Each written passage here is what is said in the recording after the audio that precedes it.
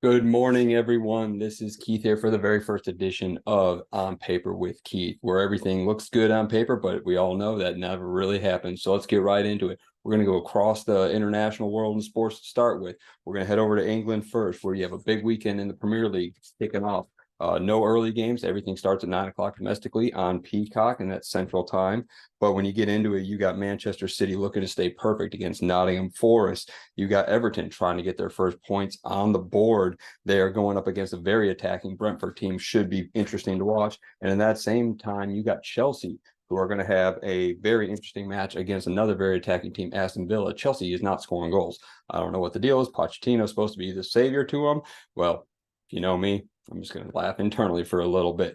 But that'll be some big interest going on there because both those teams are expected to do something. Everton, not so much, but Chelsea has spent a ton of money and they are falling fast. Going on more, you'll have Manchester United trying to get back on track. Will they ever get back on track? This is going to be their prime example to do that. They got to travel to Burnley.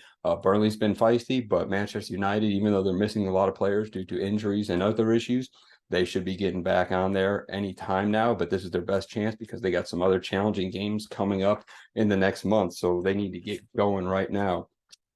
Big thing of the weekend is going to be Sunday morning, 8 o'clock, the North London Derby. Now, for those of you who don't follow international football, it's Derby. It's still spelled Derby, but we call it Derby. North London Derby. You got Tottenham and Arsenal. Tottenham going to the Emirates Stadium, where it's always been a bogey team there. Both teams are flying high on the same number of points. Tottenham number 2 in the league. Arsenal right behind them. But you've got them going on. Tottenham trying to come back, trying to get back to where they were the last several years. Bad season last year. Arsenal did the exact opposite. They went very high, finished second in the league, almost made a very strong push till the very end to win the whole thing. So that will be the match of the day. And then also you got Liverpool and West Ham. Both teams are scoring a lot of goals. Liverpool's been better, but they've always had to have a late comeback. Can they start out strong and finish strong against a feisty West Ham team?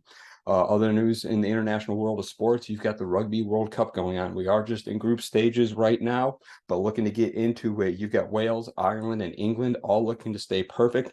France and Italy did that yesterday. All these matches also available on Peacock. Another brief news in international sports. The U.S. women played last night. It was Julie Ertz, the wife of Zach Ertz, but she deserves her own name and her own right with the legacy she's made. She played her last match yesterday for the team.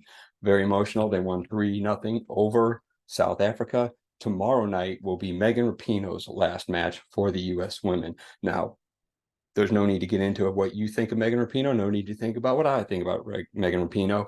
The fact is, without those two people, this U.S. team would not have won the World Cups and had the success they did. So they both deserve their farewell, and it's time to see what the U.S. women can do going forward with the new youth coming on. Anyway, then you get into it. It's going to be a big weekend across college football and the NFL. College football, get all the TVs ready. You've got huge matchups. Conference play starts. The biggest thing going on, you're going to start out early. Florida State at Clemson. Clemson struggling a little bit. Who are they? What's their identity? Florida State, strong, fast to start with. Can they keep it up on the road? They are favored, but not by as much as you would think. Then you got Coach Prime in Colorado going to Oregon. This is their first major test. They barely squeaked by last week against a very prepared Colorado State team. Oregon heavily favored. Let's see what happens there. Then you got Ole Miss, Alabama, 2 top 15 teams going at it. This is going to be SEC dominance in the West.